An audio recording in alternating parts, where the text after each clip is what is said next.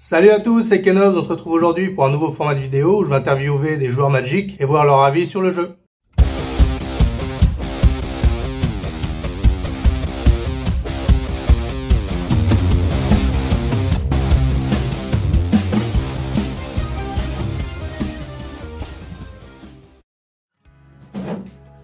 On se retrouve aujourd'hui avec Bertrand, que j'appelle Bieber, c'est un pote avec qui je joue assez souvent à Magic et à qui je vais poser quelques questions. Bonjour tout le monde. Salut, tu pourrais te présenter brièvement? Alors oui, je m'appelle Bertrand, je suis un bon copain de Richard. C'est un peu lui qui m'a remis à Magic. Pour faire clair, j'ai commencé Magic au lycée à peu près, à la fin des années 90, avec de mémoire un deck Elf et un deck Rat. Ensuite, j'ai repris un petit peu quand j'ai fait mes études vers 2004, entre 2000 et 2004. Je m'étais remis un petit peu en 2010 et c'est vraiment avec Richard qu'on a repris le game et que je suis passé du format 60 au format DH. Ok, tu jouais déjà un petit peu avant qu'on se connaisse? Oui, j'avais eu quelques decks, je jouais avec des potes en école de commerce, c'était assez sympa. On jouait des decks assez basiques, de mémoire on jouait Mirage. Donc c'était avant la profusion justement de toutes les habilités, toutes les nouvelles mécaniques qu'on connaît maintenant. Donc c'était vraiment des jeux format 60, 20 points de vie et les parties étaient assez classiques, pas dire monotones, mais c'était quand même sympa. Et c'est vraiment quand j'ai redécouvert le jeu avec de nouvelles mécaniques, des nouvelles cartes, du coup ça reboostait un peu mon intérêt pour le jeu. Ok, et à l'heure actuelle tu joues quel format de jeu? Principalement EDH. Alors comme on le sait, à Tahiti on a des très bons EDH. Donc ça m'est arrivé à trouver à des tables on fait presque de la figuration avec pourtant un très bon deck, mais normalement j'essaye quand même casual, un peu plus casual EDH. Ok, quand tu joues Commander ou EDH, c'est plus quel genre de mécanique? Aggro, combo, contrôle? Alors j'essaye de varier, j'ai beaucoup joué Tribal, qui est un peu toujours la mécanique la plus simple à mettre en œuvre, où il suffit de rassembler des créatures qui partagent un même type, mettre des boosters sur ce type, normalement ça fonctionne. C'est pas des decks très compliqués, on est sur de l'aggro basique, mais assez sympa, toujours sympa à jouer. Je joue d'ailleurs beaucoup de decks encore Tribal, on vient de faire une partie étaler mon deck Dino. Après le Tribal ça reste une très bonne mécanique, hein. Moi je joue beaucoup de Tribal et ça fait le taf, hein. Mais j'ai souvent voulu explorer d'autres types de mécaniques. Là, par exemple, il y a quelques minutes, on a joué une partie, donc j'ai utilisé une mécanique beaucoup plus concentrée sur les marqueurs et qui vont booster une habilité avec Pierre le pulvérisateur. Donc c'est un peu aussi ces variantes que j'aime bien dans le DH, d'aller chercher d'autres types de mécaniques. J'ai un deck qui va voler dans les cimetières, qui est Ariel. J'ai un deck qui va faire des dégâts à distance et qui va faire un combo pour justement prendre les points de vie d'adversaire sans forcément avoir à l'attaquer, qui est le deck Elanda. Un deck réanimation, bon ça reste un tribal, le deck pirate. Et le deck pirate est un bon exemple aussi, où on va avoir une autre mécanique en plus de la mécanique tribal, où on va aller récupérer ces créatures dans le cimetière et du coup faire d'autres habilités. Ok, au niveau de ton niveau de jeu, tu te considères plus comme un joueur casual, un joueur compétitif, un intermédiaire? Alors je suis un joueur casual qui me retrouve dans des parties compétitives, on va plutôt dire ça. Je suis pas vraiment le côté très compétitif, dans le sens aussi où je trouve que, surtout sur le format EDH, que j'aime bien, dans le sens où on a 100 cartes et elles sont toutes uniques, c'est de justement expérimenter d'autres cartes qu'on va pas forcément jouer dans un 60, qu'on va bâtir vraiment sur une mécanique, donc on va mettre 4 fois les mêmes, ouais. Donc on va chercher à sortir cette mécanique assez rapidement. Je trouve que l'intérêt de l'EDH est d'avoir 100 cartes uniques et donc du coup de bâtir un deck plus long et donc du coup de faire des parties un peu plus cool. Donc c'est vrai que le compétitif EDH où on va avoir, quelle que soit la couleur, un straddle de cartes qui va être commune, je trouve qu'on perd en diversité, où on va avoir au final peut-être que 10 ou 15 cartes sur les 100 qui vont être vraiment différentes d'un deck à l'autre. Et on va retrouver, si on est en bleu, un Cyclonic Rift, une Heuristic Study que je joue aussi, hein, mais si on est en blanc, on va mettre un SFL Sentinelle et une dîme étouffante. C'est ce que je trouve un peu dommage dans le compétitif EDH. Les staples. Ouais, les staples qui vont analyser à peu près tous les decks et qui vont les rendre à peu près qui vont rentrer tous dans la même méta en fait. Et ça va être qui pioche son Soul Ring en premier, qui pioche son Mana Crypt en premier, qui va prendre vraiment un ascendant sur le jeu. On a tous connu ce tour 1 où nous on a posé un land et la personne en face a posé 3 artos, 3 rampes de mana, et au tour 2 il sort quelque chose à 5 ou à 6 alors qu'on va sortir quelque chose à 2. Je trouve voilà, ça lisse le jeu, mais finalement on va tous jouer le même on va tous rentrer dans une méta et on va trouver jouer certaines cartes pour rester justement compétitif face aux autres decks. Je préfère le casual quand on peut en fait. Dans le casual justement, qu'est-ce que tu aimes? Qu'est-ce qui te fait préférer le casual que le compétitif? Parce qu'il y a beaucoup de joueurs qui jouent compétitif. C'est l'attrait de gagner une partie. Qu'est-ce que tu aimes bien dans le casual Commander? Le casual Commander, ce que j'aime bien justement par rapport aux nouvelles éditions, on a toujours des... Alors, parfois, souvent maintenant peut-être un peu trop, mais on va avoir des nouvelles découvertes, des nouvelles mécaniques. Je pense qu'il y a eu l'arrivée de la mécanique trésor qui a vraiment créé une différence sur le gameplay, enfin sur la manière de jouer. Donc c'est vraiment un peu cette approche de pouvoir d'un deck à l'autre expérimenter quelque chose de différent. Même si paradoxalement j'étais resté très longtemps sur du format aggro tribal, mais d'aller découvrir d'autres types de mécaniques de win ou au contraire pouvoir avoir un deck qui va équilibrer la table soit en la bloquant, soit en empêchant une expansion trop grande. Donc par rapport à ça, c'est vraiment, je trouve, l'intérêt du format sans cartes, c'est d'avoir ces cartes différentes à chaque fois, qui va permettre d'expérimenter de nouvelles mécaniques. Ok. Maintenant, globalement, qu'est-ce qui te fait aimer ce jeu Magic? Alors l'univers, au tout départ, alors je me souviens, j'étais assez jeune quand le jeu est sorti, vraiment l'édition alpha. Avec le recul, on se dit tous que l'argent des bonbons serait passé dans des sets alpha qu'on aurait laissé sceller jusqu'à aujourd'hui. Mais blague à part, ça m'attirait moins quand j'étais vraiment très jeune. C'est vraiment un univers un peu plus mature. Ça s'adresse aux plus très jeunes normalement.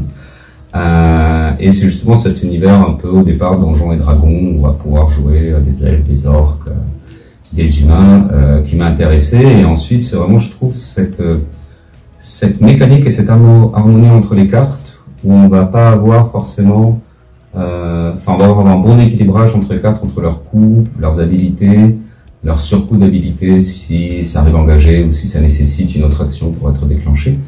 Et je trouve qu'au fil du temps, ils ont bien réussi à gérer cet équilibrage de cartes avec des bans dès qu'une carte. Et j'ai en anecdote le souvenir, donc c'est dans les premiers sets où ils ont fait une carte de la même mécanique dans les 5 couleurs. Pour un, j'ai un bénéfice de 3, sauf que suivant la thématique de la couleur, ça variait du tout. Entre faire 3 points de dégâts, gagner 3 points de vie et piocher 3 cartes ou popper 3 manas, ça n'a pas du tout le même poids. Après, c'était les tests des premières éditions. Fallait essayer. Voilà, qu'ils ont corrigé tout de suite. Et c'est cet intérêt-là d'avoir justement cet équilibre entre les cartes qui va permettre justement à beaucoup de cartes d'être jouables quand on reste dans le non compétitif évidemment, mais à avoir cette diversité de cartes qui peuvent être jouées et je trouve avec des bons équilibrages entre leurs coups et leurs habilités. En ce moment, est-ce que tu peux nous parler un petit peu des decks que tu joues? Alors les decks que je joue en ce moment, et c'est une autre chose aussi que je trouve intéressante avec l'évolution de Magic à travers le temps. Je joue principalement 2 decks préconstruits que j'ai légèrement modifiés parce que toute mécanique de deck préconstruit a une mécanique principale et une mécanique un peu secondaire. Donc j'ai forcément axé sur la mécanique principale en enlevant des cartes qui étaient plus liées à la mécanique secondaire.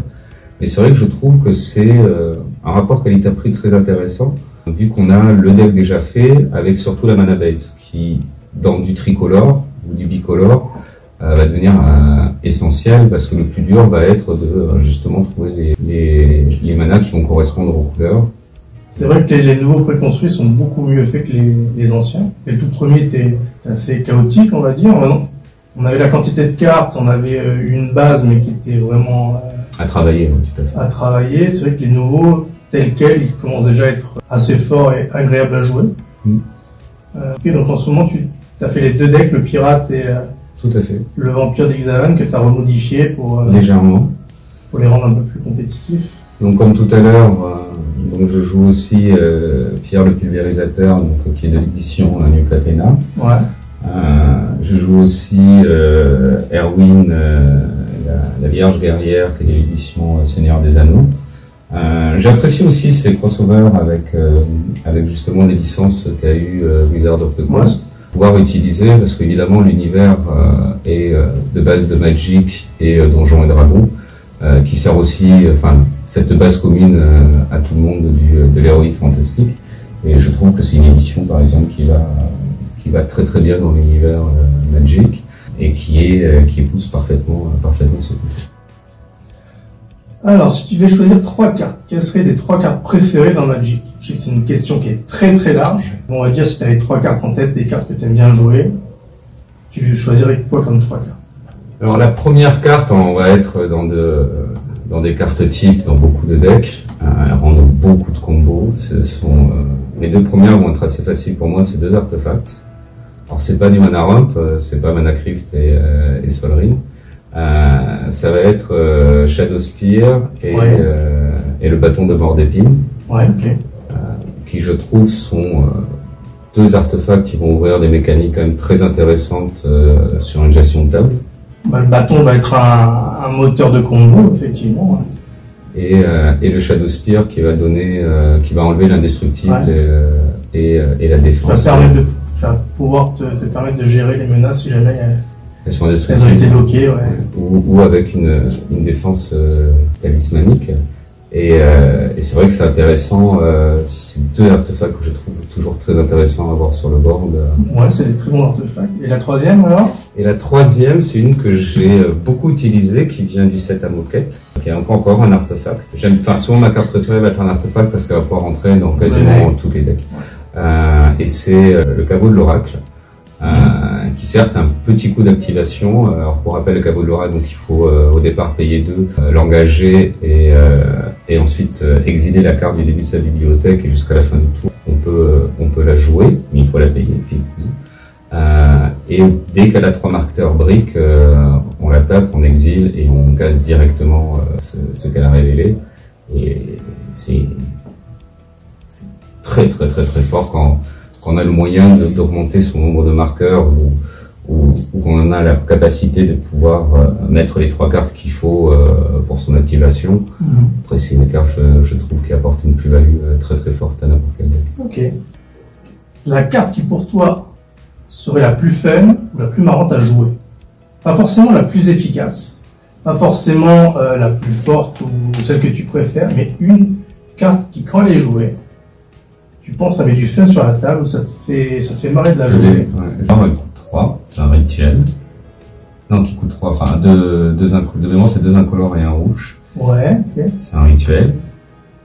Et c'est un pendant de la roue de la fortune, que j'aime beaucoup aussi, c'est la roue de la fortune. Ouais, roue de la fortune, ok. Où justement, il y a le fait que la table va interroger pour miser ou pas un nombre de points de vie par rapport au fait de... C'est la roue de la misfortune, non? Oui. C'est là? La roue de la fortune, oui.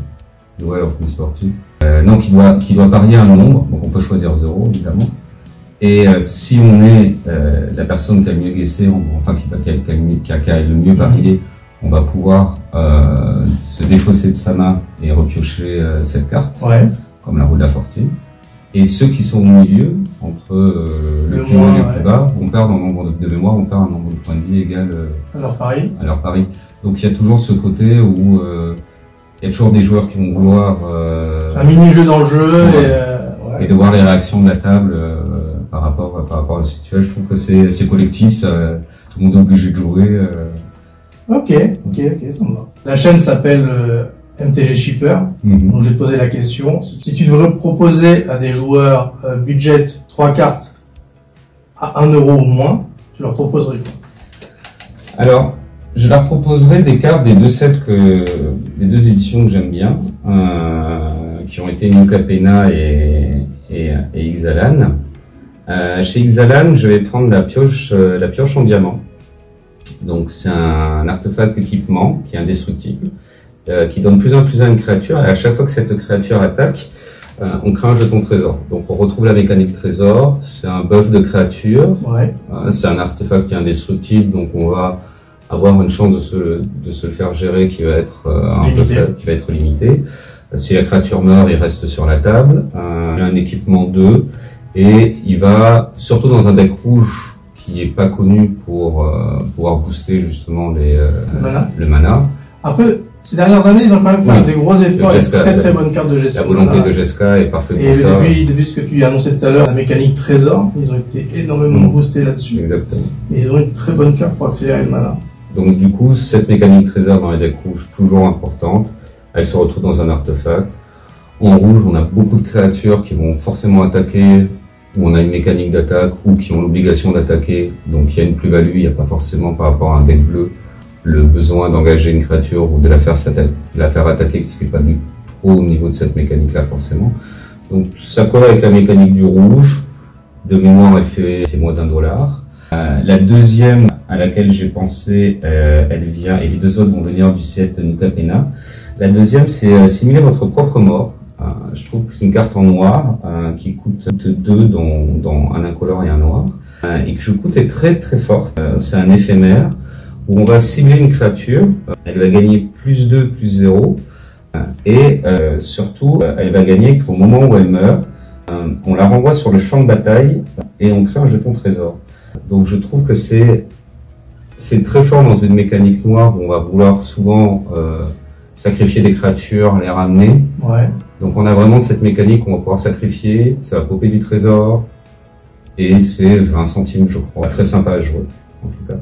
Et la dernière, que je sais pas si elle est jouée dans beaucoup de decks, c'est la protection de témoin. C'est un enchantement aura que je trouve très bon, surtout qu'on va affronter des decks un peu velus, qui va être de la gestion de créatures, et surtout des créatures qui vont rentrer dans des combos. On va avoir des habilités qui vont être déclenchées ou qui se déclencheront automatiquement, qui vont vraiment avoir des effets très très forts sur le board. Je pense par exemple à l'avatar du soleil, le fait de pouvoir, dès qu'elle fait des points de dégâts à un adversaire, popper autant de dinosaures de son... révéler autant de cartes que l'on veut de son... égal au nombre de points de dégâts faits de son deck, et de mettre en jeu tous les dinosaures qui seront parmi les cartes révélées. C'est excessivement fort. Et donc la protection de témoin pour 1 bleu, donc elle va enchanter une créature qui va perdre toutes ses capacités et qui va devenir une créature verte et blanche, 1/1, appelée homme d'affaires légitime. Donc on a vraiment un moyen facile de gérer une très grosse créature, très compliquée.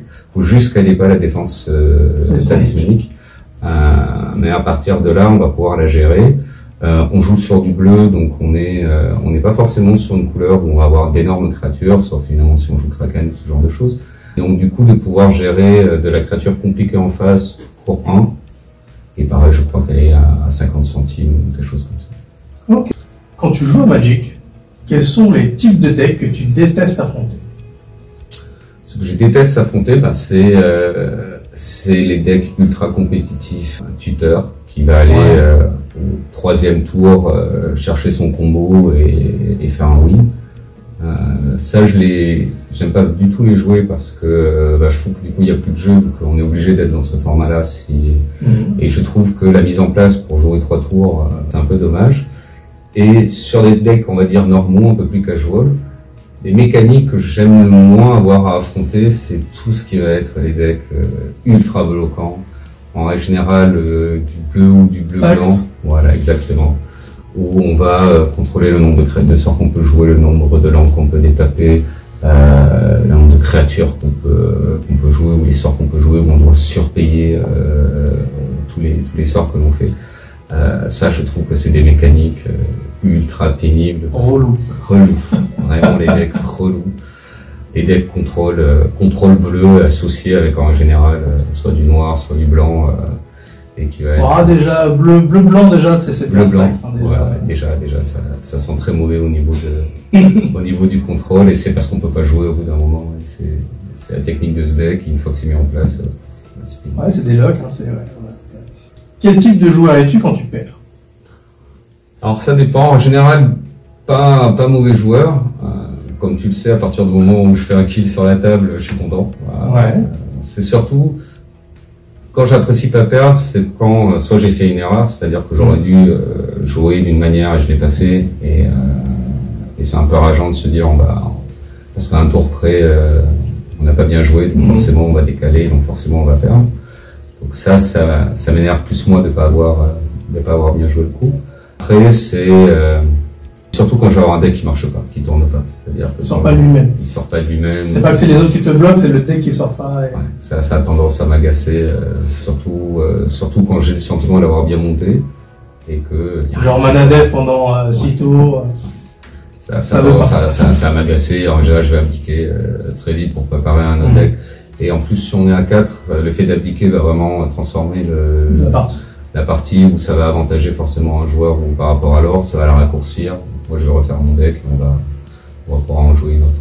Ok. Si tu avais un conseil à donner à un joueur débutant, de bien lire les règles, de regarder par exemple des tutos sur les phases de jeu.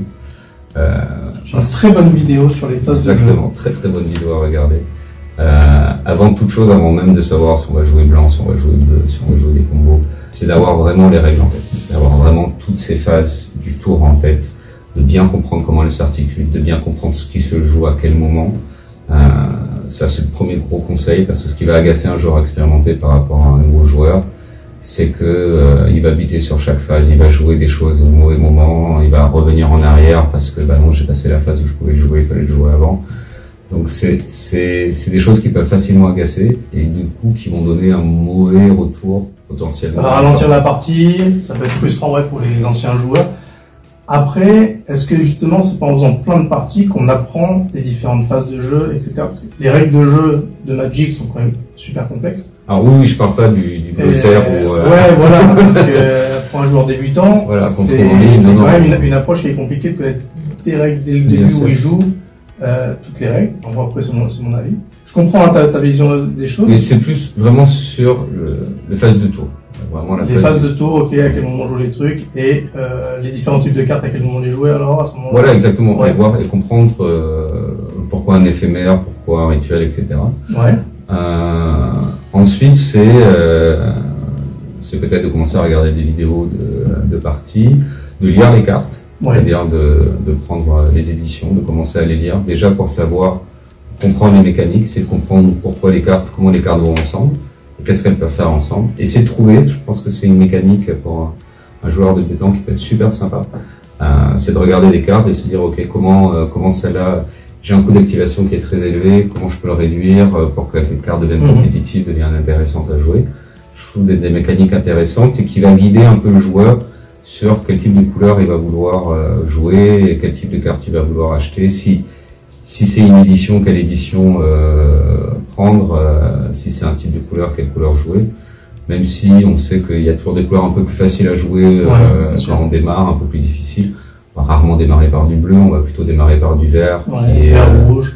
Vert ou rouge, rouge qui est très agressif, assez rapide, on va faire du dégât direct. C'est vrai que le vert, pour les débutants, généralement, c'est une très bonne couleur parce que ça rend beaucoup, on a très vite la grosse créature et c'est interactif. Oui, c'est interactif. Au niveau du commandeur, que penses-tu des échelles de valeur des decks? Tu vois cette échelle? Oui, tout à fait. Okay. Tout à fait. Qu'est-ce que tu en penses? Je sais qu'il y a différentes échelles. Est-ce que tu as un avis là-dessus?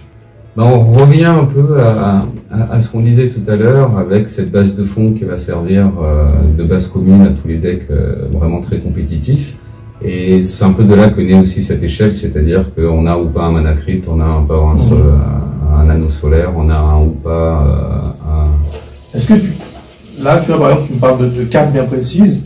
Moi, je sais que je monte la plupart de mes decks casual. Peut-être casual, on va dire un peu plus haut que casual, mais c'est pas du CEDH et c'est clairement pas du compétitif.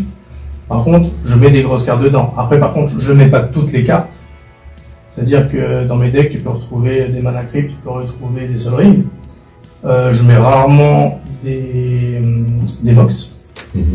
Donc je mettrai pas tous les fast mana.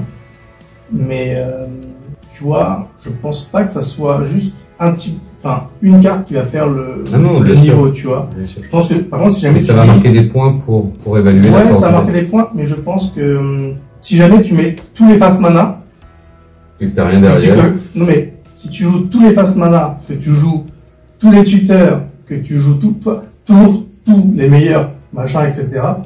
Là oui, clairement, tu peux dire c'est un type de carte plutôt qu'une seule carte, tu vois, qui vont vraiment changer la donne. Là, je suis d'accord. Mais par contre, je t'ai coupé, donc je vais te laisser continuer. Mais voilà, moi je pense pas que ça soit une carte dès le moment où on la joue avec parcimonie. Tu vois, par exemple, des cartes très fortes. Par exemple, je pense à Cyclonic Rift, qu'avant je ne jouais pas, maintenant je joue beaucoup. Il est dans les 3/4 de mes decks bleus. Ça va les augmenter un petit peu, mais vu que je vais pas faire tout un setup de cartes staple bleues, machin, que je joue beaucoup de cartes qui sont pas des cartes de la méta, il va être anecdotique. C'est-à-dire qu'il va rester sur une carte sur 100, si elle tombe tant mieux, mais ça va pas non plus faire de mon deck un deck... ça va pas le faire changer de classe. Bien sûr, c'est pas une carte qui va faire changer un deck de classe, mais c'est cette série de cartes... un cumul de... Voilà, quand je citais les artefacts de rampe de mana, si on en a mis 10 ou 15 dans le deck, il y a vraiment un gros impact et une probabilité d'avoir un setup très fort très vite. Donc sur le ranking des decks, en soi je trouve que c'est une bonne idée, parce que ça permet, surtout quand on veut jouer casual, d'essayer d'avoir justement un niveau de deck qui va être équivalent pour éviter que la partie soit monotone et qu'il y ait un deck qui soit vraiment au-dessus du lot. Je vois là par exemple le deck vampire, il suffit d'enlever un enchantement, même s'il va pas forcément tomber tout le temps, mais il suffit d'enlever un enchantement pour enlever un combo infini qu'il y a dans le deck. Et à partir du moment où ce deck n'a plus ce combo infini, il y a un critère de victoire facile, entre guillemets, qui a disparu. Donc, pour moi, il redescend un petit peu au niveau de sa force. Il peut redescendre, mais dès le moment où tu vas pas mettre les tuteurs, tu vas mettre full tuteur dedans, si, on va dire, ce combo il est mécanisé par une carte, et que tu n'as pas mis tous les tutos possibles pour aller le récupérer, je pense que même en l'enlevant, tu ne changes pas de catégorie de deck. Là, tu vas changer de mécanique de victoire, parce que tu as pu gagner forcément avec ce combo, tout à fait. mais qui était quand même aléatoire. Mais je pense pas que tu vas changer de catégorie. Par contre, non, mais il y a des tuteurs aussi dans celui-là. Donc si j'enlève ces deux cartes plus les tuteurs, je vais enlever. Oui, là si tu enlèves les tuteurs plus ce truc, tu enlèves une grosse mécanique du deck qui montait. Même si le deck reste fort en lui-même, par son habilité de son commandeur, je vais enlever vraiment cette capacité d'aller déclencher une win. Une condition de victoire qui est assez importante dans le deck. Sur 6 ou 7 tours. Ok. Est-ce qu'il y a une carte dont tu trouves l'illustration de la carte elle-même vraiment magnifique? Il y en a plusieurs. Il y en a plusieurs que je trouve vraiment très jolies. Je trouve que dans le set New Catena, il y a eu des full art. Je pense par exemple à cette S-Fate resplendissante full art, où je trouve qu'il y a un côté art déco très très beau dans ce set. Je trouve que le full art amène vraiment quelque chose sur la qualité de l'illustration. Mais en illustration pure, une que j'ai beaucoup aimée, c'est Dariel justement, The Reckoners of Souls, qui est un ange quasiment injouable parce qu'il est hors de prix. Il coûte 7 à sortir, il est dans aucun deck qui le pop pas sans le payer, à part peut-être dans le mien.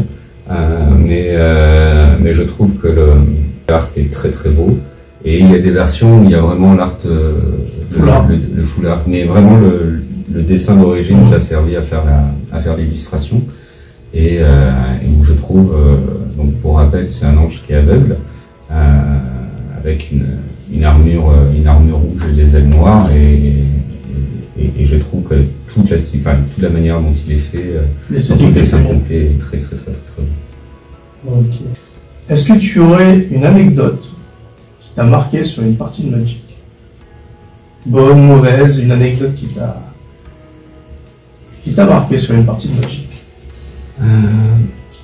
Oui, ça a été, je crois, une partie qu'on avait fait à un de tes anniversaires, où je me retrouve sur une table hyper compétitive, avec que des gros decks. Et et ça va nettoyer le champ de bataille très très régulièrement. Ouais, ça wipe. Ça wipe pas mort, ça wipe pas mort. Et le hasard fait que j'ai un combo dans ce deck. Et que le fait de wiper, donc en plus ça renvoie des cartes. J'ai une mécanique où je vais repiocher quand ça part au cimetière. Et donc du coup je me retrouve avec le combo dans la main. Je suis le joueur le plus entre guillemets faible de la table, donc personne ne me cible en particulier. Je suis pas une menace, donc tout le monde va aller détruire les pièces de l'autre, et j'arrive à poser la plus grosse menace, celui qui jouait bleu avec énormément de contre-sorts, avec énormément de mana, était juste après moi. Donc il y a tout le tour qui se passe où il dépense tout ce qu'il peut dépenser, et en contre, et tout le monde dépense relativement vite ses landes en disant de toute façon je vais pas faire quelque chose de foufou, et je pose mon combo, et je crois que je win de nulle part, et ça a été c'est une belle victoire. Ah oui, mais vraiment de nulle part, et sur un coup de chance. Mais oui, de mémoire, c'était avec une mécanique Terros où je popais je popais des créatures, et je mettais des dégâts directs à tout le monde, à tous les adversaires. Et voilà, la mécanique se met en place. Urforos.